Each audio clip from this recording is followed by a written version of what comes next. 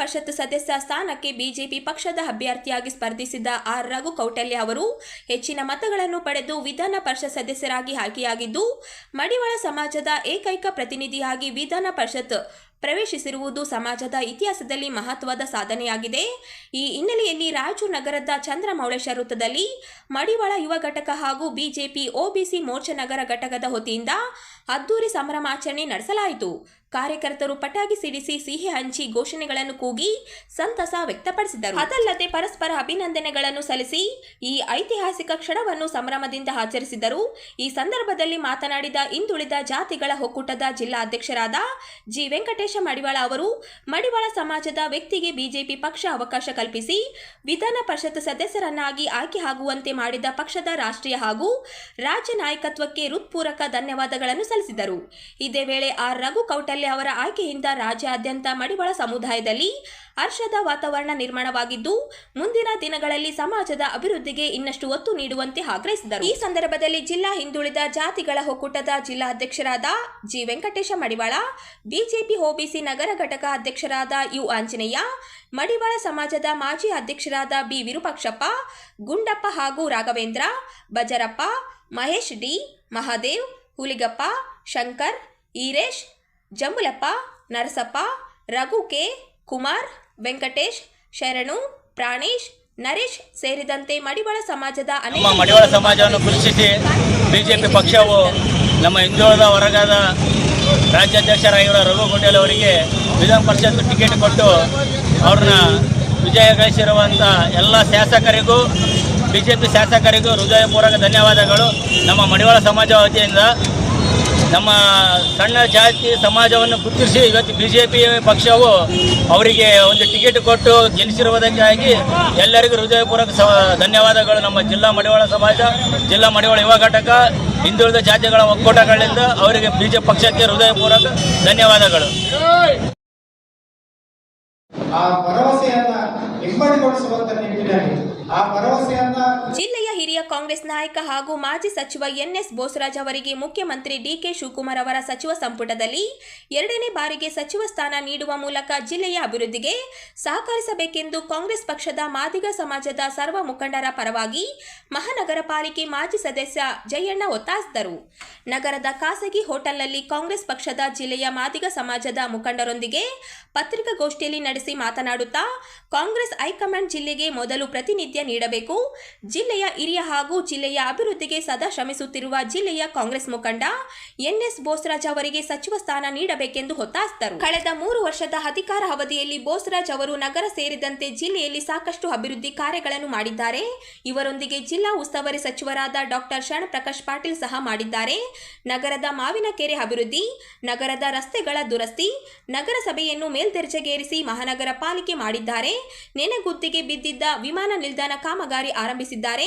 ಅದಲ್ಲದೆ ಅನೇಕ ಅಭಿವೃದ್ಧಿ ಕಾರ್ಯ ಮಾಡಿದರೂ ಎಲ್ಲರಿಗೂ ಗೊತ್ತಿದ್ದ ವಿಷಯವಾಗಿದೆ. ಜಿಲ್ಲೆಯ ಸರ್ವಾಂಗೀಣ ಅಭಿವೃದ್ಧಿಗೆ ಪುನಃ 2 ವರ್ಷದ ಅವಧಿಗೂ ಬೋಸರಾಜ್ ಅವರಿಗೆ ಸ್ಥಾನ ನೀಡಬೇಕು ಎಂದು ಹೇಳಿದರು. ಶಾಸಕಾಂಗ ಪಕ್ಷದ ಒಕ್ಕೂಟದ ನಿರ್ಣಯಕ್ಕೆ ಸನ್ಮಾನ್ಯ ಶ್ರೀ ಡಿಕೆ ಶಿವಕುಮಾರ್ ಅವರು ಮುಖ್ಯಮಂತ್ರಿ ಆಗಿರುವಂತಹ ಸಂದರ್ಭದಲ್ಲಿ ಈಗಾಗಲೇ ಮೊದಲನೇ ಹಂತದಲ್ಲಿ ಸಚಿವರನ್ನ ಕ್ಯಾಬಿನೆಟ್ಗೆ ಸೇರಿಸಿಕೊಳ್ಳುವಂಥದ್ದು ನಾವೆಲ್ಲರೂ ಕೂಡ ನೋಡ್ತೀವಿ. ಈಗಾಗಲೇ ಇಡೀ ಜಿಲ್ಲೆಯಲ್ಲಿ ಸಾರ್ವಜನಿಕರಲ್ಲಿ ಚರ್ಚಿಸಿರುವ ವಿಷಯ ಅಂದರೆ ಜಿಲ್ಲೆಗೆ ಪ್ರಾತಿನಿಧ್ಯ ಕೊಡಬೇಕು. ಜಿಲ್ಲೆಗೆ ಪ್ರಾತಿನಿಧ್ಯ ಕೊಡಬೇಕು, ಅವರು ಸೂಕ್ತ ಅಭ್ಯರ್ಥಿಗೆ ಪ್ರಾತಿನಿಧ್ಯವನ್ನು ಕೊಡಬೇಕು ಅಂತೇಳಿ ಇಡೀ ಜಿಲ್ಲೆಯಲ್ಲಿ ಬರೀ ಕಾಂಗ್ರೆಸ್ ಪಕ್ಷ ಅಲ್ಲ, ಎಲ್ಲ ಸಮುದಾಯದ ಎಲ್ಲ ಸ್ತರದ ಜನರು ಕೂಡ ಇವತ್ತು ಭಾವನೆ ಆಗಿದೆ. ಆ ಹಿನ್ನೆಲೆಯಲ್ಲಿ ಕಾಂಗ್ರೆಸ್ ಪಕ್ಷದ ಈ ಮಾದಿಗ ಸಮಾಜದ ಮುಖಂಡರು ಕೂಡ ಇವತ್ತು ಜಿಲ್ಲೆಯ ಅಭಿವೃದ್ಧಿಗೆ ಮತ್ತು ಒಳ್ಳೆಯ ಸಮರ್ಥವಾದಂಥ ನಾಯಕರನ್ನು ಸಚಿವ ಸಂಪುಟಕ್ಕೆ ಸೇರಿಸಿಕೊಳ್ಬೇಕು ಅಂತೇಳಿ ನಾವೆಲ್ಲರೂ ಕೂಡ ಚರ್ಚಿಸಿ ಅದರ ಪರಿಣಾಮವಾಗಿ ಇವತ್ತು ಪತ್ರಿಕಾಗೋಷ್ಠಿಯನ್ನ ತಾಲೂಕು ಕಳೆದ ಸನ್ಮಾನ್ಯ ಶ್ರೀ ಸಿದ್ದರಾಮಯ್ಯ ಅವರ ಸಚಿವ ಸಂಪುಟದಲ್ಲಿ ಸನ್ಮಾನ್ಯ ಶ್ರೀ ಎನ್.ಎಸ್. ಬೋಸರಾಜ್ ಅವರು 3 ವರ್ಷಗಳ ಕಾಲ ಇಲ್ಲಿ ಸಚಿವರಾಗಿ ಕೆಲಸ ಮಾಡಿರುವಂಥದ್ದು ಅನೇಕ ಅಭಿವೃದ್ಧಿ ಕೆಲಸಗಳಿಗೆ ಕೂಡ ಇವತ್ತು ಅವರು ಪ್ರಯತ್ನ ಮಾಡಿರುವಂಥದ್ದು ನಿಮ್ಗೆಲ್ಲರಿಗೂ ಗೊತ್ತು. ಅದೇ ನಮ್ಮ ಜಿಲ್ಲೆಯ ಉಸ್ತುವಾರಿ ಸಚಿವರು ಕೂಡ ಶರಣಪ್ರಕಾಶ್ ಪಾಟೀಲ್ ಅವರು ಕೂಡ ಅವರ ಜೊತೆ ಇಬ್ಬರು ಕೂಡ ಇವತ್ತು ಈ ಜಿಲ್ಲೆಗೆ ಅಭಿವೃದ್ಧಿ ಕೆಲಸಗಳನ್ನ ಮಾಡಿದ್ದಾರೆ. ಇವತ್ತು ಗುಲ್ಬರ್ಗದಲ್ಲಿ ಪ್ರಿಯಾಂಕ್ ಖರ್ಗೆ ಅವರು ಮತ್ತೆ ಶರಣಪ್ರಕಾಶ್ ಅವರು ಅವರಿಗೆ ಪ್ರಾತಿನಿಧ್ಯ ಈಗಾಗಲೇ ಕೊಟ್ಟಿದ್ದಾರೆ. ನಮ್ಮ ಜಿಲ್ಲೆಗೂ ಕೂಡ ಪ್ರಾತಿನಿಧ್ಯ ಕೊಡುವಂತಹ ಸಂದರ್ಭದಲ್ಲಿ ಈಗೇನು 2ನೇ ಕಂತಿನ ಸಚಿವ ಸಂಪುಟದ ವಿಸ್ತರಣೆಯಲ್ಲಿ ಜಿಲ್ಲೆಗೆ ಪ್ರಾತಿನಿಧ್ಯ ಕೊಡಬೇಕು ಅನ್ನುವಂಥ ಒಂದು ಭಾವನೆ ಇಟ್ಟುಕೊಂಡು ಮತ್ತು ಒತ್ತಾಯದ ಹಿನ್ನೆಲೆಯಲ್ಲಿ ಇವತ್ತು ಈ ಪತ್ರಿಕಾಗೋಷ್ಠಿಯನ್ನ ಕರೆಯಲಾಗಿದೆ. ಈ ಜಿಲ್ಲೆಯಲ್ಲಿ ಅನೇಕ ಪ್ರಮುಖವಾದಂತಹ ಅಭಿವೃದ್ಧಿ ಕೆಲಸಗಳನ್ನು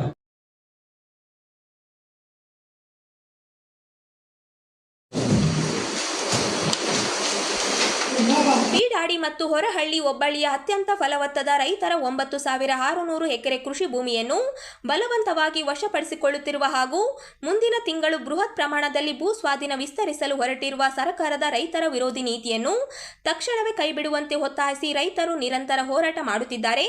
ಇದಕ್ಕೆ ಜೆಡಿಎಸ್ ಪಕ್ಷ ಸಂಪೂರ್ಣ ಬೆಂಬಲ ನೀಡುತ್ತದೆ ಎಂದು ಜೆಡಿಎಸ್ ಜಿಲ್ಲಾ ಅಧ್ಯಕ್ಷ ಎಂ ವಿರೂಪಾಕ್ಷಿ ಹೇಳಿದರು. ನಗರದ ಪತ್ರಿಕಾ ಭವನದಲ್ಲಿ ಸುದ್ದಿಗೋಷ್ಠಿಯಲ್ಲಿ ಮಾತನಾಡಿ, ಈ ಹೋರಾಟವನ್ನು ಬೆಂಬಲಿಸಿ ದಿನಾಂಕ 21ರಂದು ನಡೆಯುವ ಪಾದಯಾತ್ರೆಯಲ್ಲಿ ಜಿಲ್ಲೆಯ ಜೆಡಿಎಸ್ ಮುಖಂಡರು ಹಾಗೂ ಕಾರ್ಯಕರ್ತರು ಭಾಗವಹಿಸಲಿದ್ದಾರೆ ಎಂದರು. ಬೀಡಾಡಿ ಮತ್ತು ಹೊರಹಳ್ಳಿ ಹೋಬಳಿಯ ವ್ಯಾಪ್ತಿಯಲ್ಲಿರುವ ಬಡ ರೈತರ ಅತ್ಯಂತ ಫಲವತ್ತಾದ ಕೃಷಿ ಭೂಮಿಯನ್ನು ವಶಪಡಿಸಿಕೊಳ್ಳಲು ರಾಜ್ಯದ ಪ್ರಸ್ತುತ ಕಾಂಗ್ರೆಸ್ ಸರ್ಕಾರವು ಹೋರಾಡಿಸಿರುವ ಅಂತಿಮ ಗೆಜೆಟ್ ಅಧಿಸೂಚನೆಯು ಸಂಪೂರ್ಣವಾಗಿ ರೈತ ವಿರೋಧಿ ಹಾಗೂ ದಬ್ಬಾಳಿಕೆಯ ನೀತಿಯಾಗಿದೆ.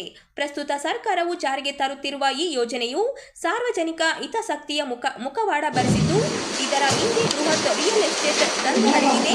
ಸ್ಥಳೀಯ ಮಣ್ಣಿನ ಮಕ್ಕಳ ಹಾಗೂ ರೈತರ ಹಿತರಕ್ಷಣೆಯ ದೃಷ್ಟಿಯಿಂದ ರೈತರ ಫಲವತ್ತಾದ ಭೂಮಿಯನ್ನ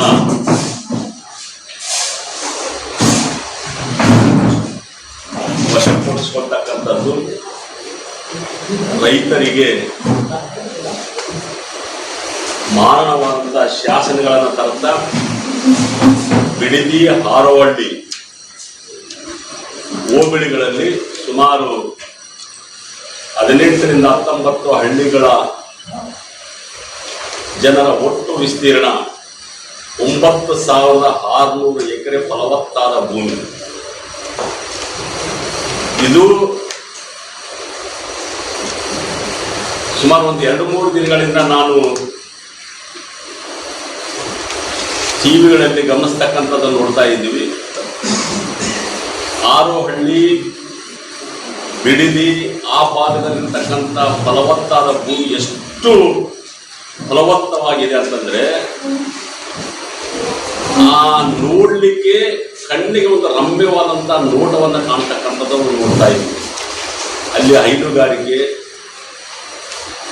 ಬಹಳ ಇಂಪಾರ್ಟೆಂಟ್ ಆಗಿರ್ತಕ್ಕಂಥ ಇದು. ತಿಂಗಳಿಗೆ ಸುಮಾರು 6ರಿಂದ 7 ಲಕ್ಷ ಲೀಟರ್ KMF ಕೊಡ್ತಕ್ಕಂಥದ್ದು ಅಲ್ಲಿನ ಜನರ ಉದ್ಯೋಗವಾಗಿರ್ತಕ್ಕಂಥದ್ದು. ಅಲ್ಲಿನ ರೈತರು ಕೇವಲ 2 ಎಕರೆ 3 ಎಕರೆ 4 ಎಕರೆ ಒಳಗಡೆ ಅತಿ ಸಣ್ಣ ರೈತರು. ಅವರು ಜೀವನೋಪಾಯ ಅದರ ಮೇಲೆ ಇರತಕ್ಕಂಥದ್ದು. ಇದರಿಂದ ಸುಮಾರು 75% ಜನ ನಾವು ಟೌನ್ಶಿಪ್ಗೆ ಭೂಮಿಯನ್ನು ಕೊಡಂಗಿಲ್ಲ ಅಂತೇಳಿ ಹೆಣ್ಣು ಗಂಡು ಇವತ್ತು ಹೋರಾಟವನ್ನು ಮಾಡ್ತಕ್ಕಂಥ ನೋಡ್ತಾ ಇದ್ದೀವಿ. ಸುಮಾರು 6 ತಿಂಗಳಿಂದ ರೈತರು ನಿರಂತರವಾದಂಥ ಹೋರಾಟವನ್ನು ಕೈಗೆತ್ತಿಕೊಂಡಿದ್ದಾರೆ. ಹೀಗಾಗಿ ರೈತರ ಹಿತವನ್ನು ಕಾಪಾಡ್ತಕ್ಕಂಥ, ರೈತರ ಜೊತೆಯಲ್ಲಿ ಇರ್ತಕ್ಕಂಥ ಜನತಾದಳ ಪಕ್ಷ ರೈತರ ಪರವಾಗಿ ನಾವು ಬೀದಿಗೆ ಬರಲಿಕ್ಕೆ ಇವತ್ತು ರೆಡಿಯಾಗಿದ್ವಿ. ಈಗಾಗಲೇ ಹಲವಾರು ಸುತ್ತಿನ ಸಭೆಗಳನ್ನು ಕೂಡ ಮಾಡಿರ್ತಕ್ಕಂಥದ್ದಾಗಿದೆ. ದಿನಾಂಕ 21ರಂದು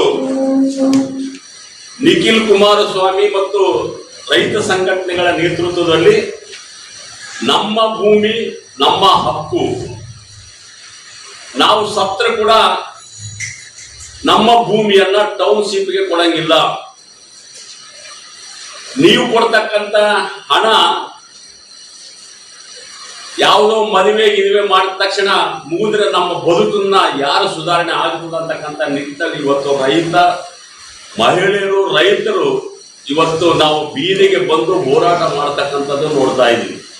ಈ ಕಾರಣಕ್ಕಾಗಿ ಕರ್ನಾಟಕ ಸರ್ಕಾರ ಏನು ಅರಾತುರಿಯಲ್ಲಿ DK ಶಿವಕುಮಾರ್ ಅವರು ಈಗಾಗಲೇ ಇಡೀ ರಾಜ್ಯದಲ್ಲಿ ಅತಿ ದೊಡ್ಡ ಟೌನ್ಶಿಪ್ ರಿಯಲ್ ಎಸ್ಟೇಟ್ ದಂಧೆಯಲ್ಲಿ ಮುಳುಗಿರ್ತಕ್ಕಂಥವರು DK ಶಿವಕುಮಾರ್ ಅವರು.